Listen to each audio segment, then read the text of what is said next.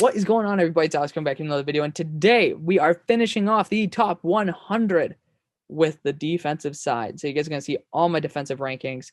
I just want to put this out for you guys. I know it doesn't get any views at all by anybody, but I wanted you guys to be able to at least see what I have right now. Obviously, the board is still developing, so let's stick with it. Obviously, the fan's gonna be going off because I have actually the other video processing in the background for y'all. So let's go. Let's kick it. Let's go.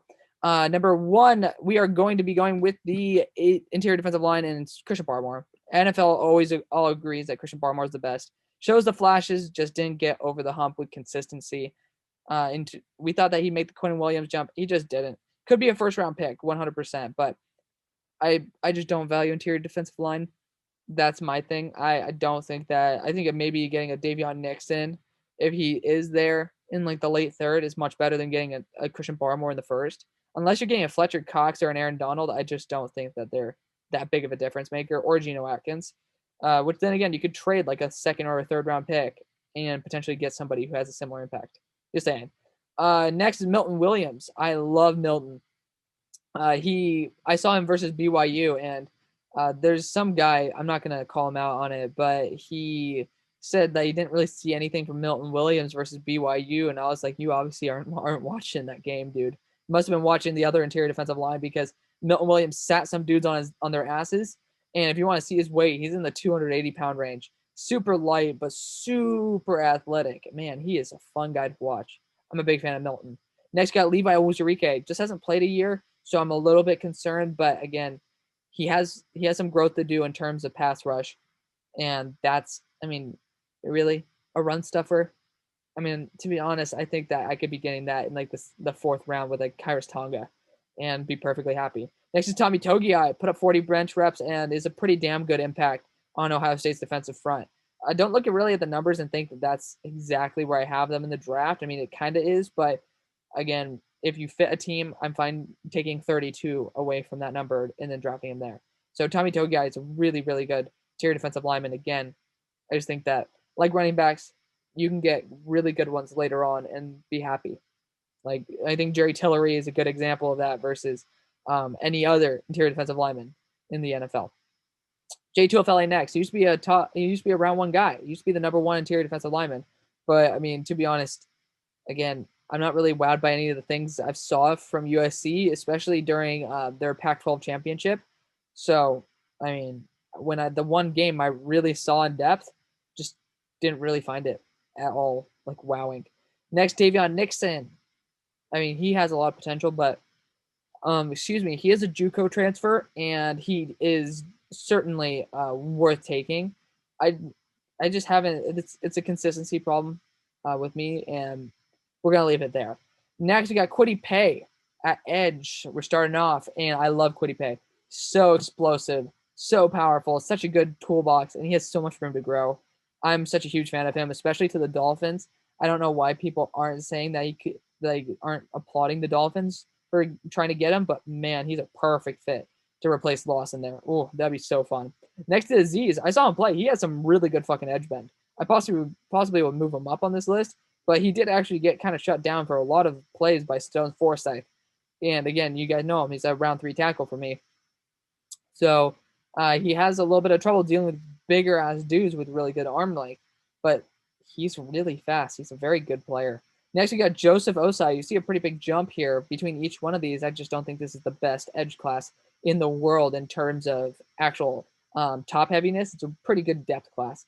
Joseph Osai has the best motor in this class. I've never seen someone just fight as hard as he does.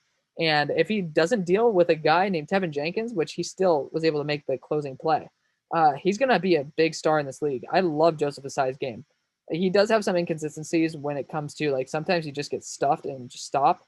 But man, he's pretty damn good overall. And I don't even know. I think I might have graded in saying he wasn't that bad in coverage either. So, he did almost pick 6 of Joe Burrow, if I'm not mistaken. But regardless, Joseph Sai is an amazing pass rusher, not getting enough hype whatsoever. Next is Jalen Phillips. I'm not going to go into my rant about him again. You guys can go check my my top 10 or top 15 duds of the class, which I'm going to talk about one of the guys I've taken off that list personally. But Bottom line, people are being arrogant idiots by discounting this fact that the concussions can't go away. Sometimes you just have to accept the fact that he will be in the draft, but some people just don't actually understand the ramifications of concussions on the length of someone's career.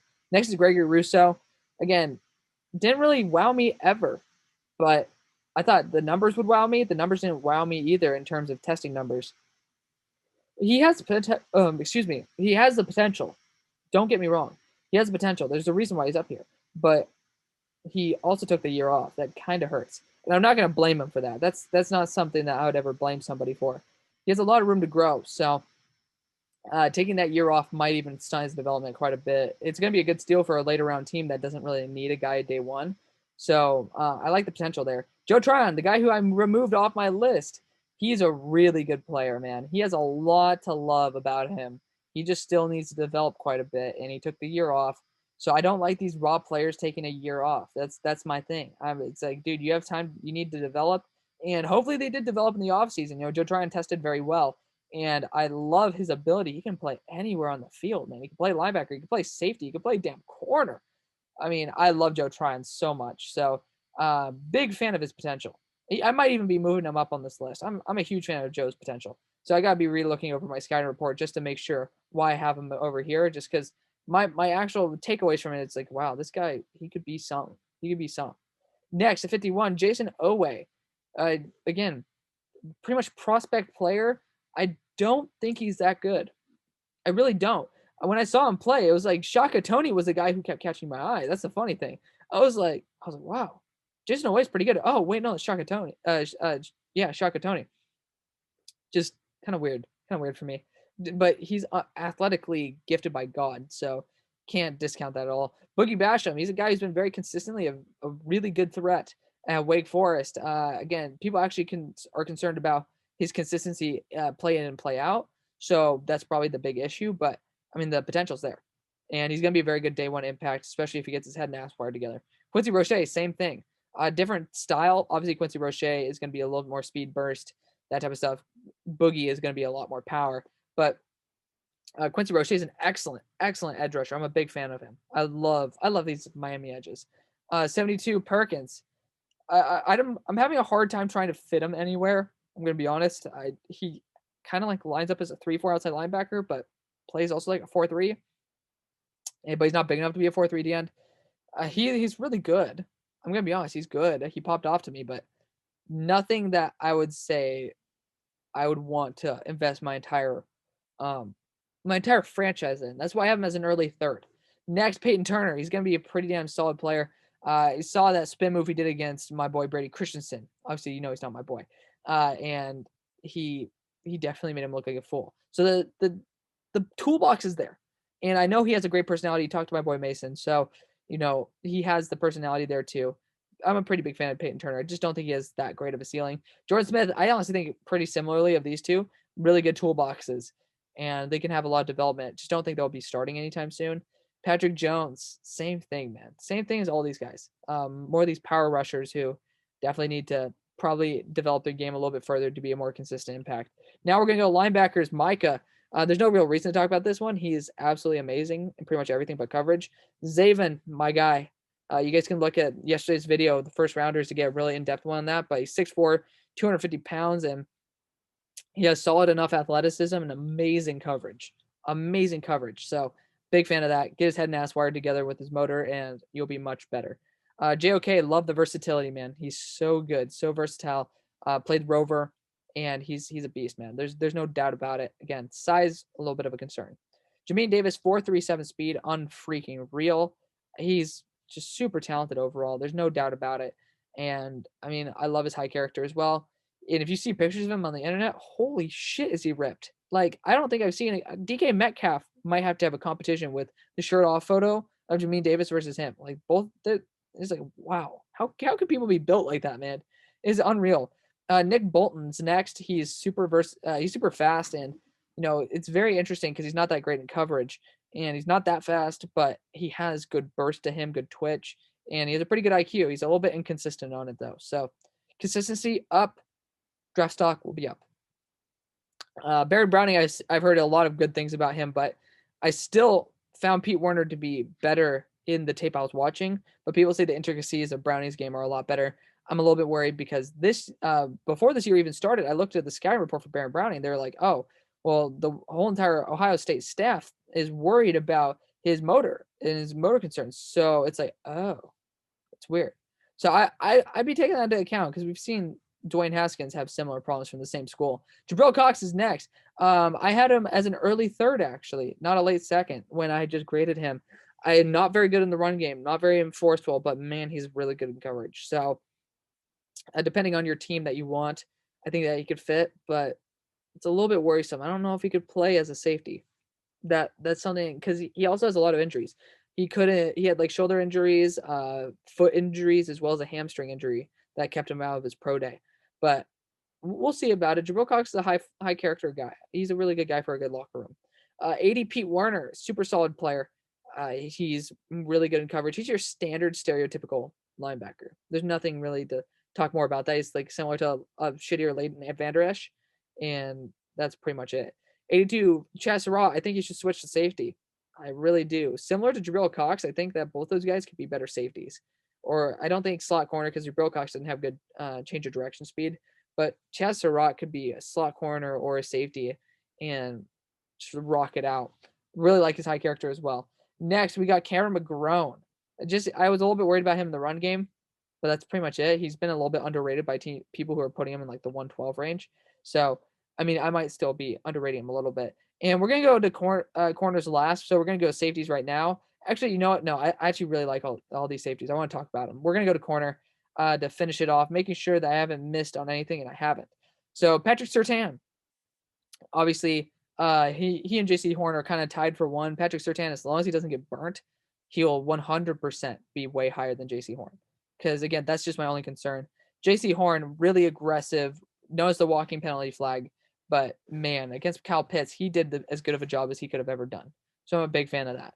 Next, Caleb Farley. I think that the injuries are a huge concern. Huge concern.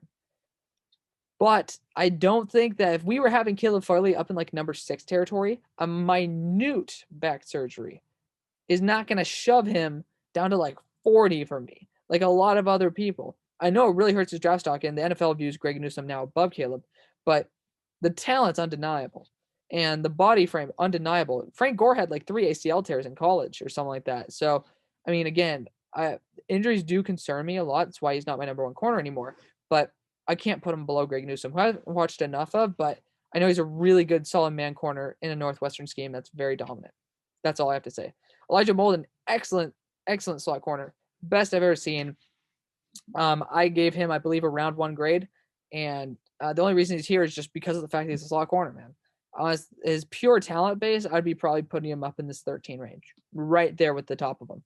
But he's an excellent player all around. I loved his game. Great coverage, great solid run stuffing ability.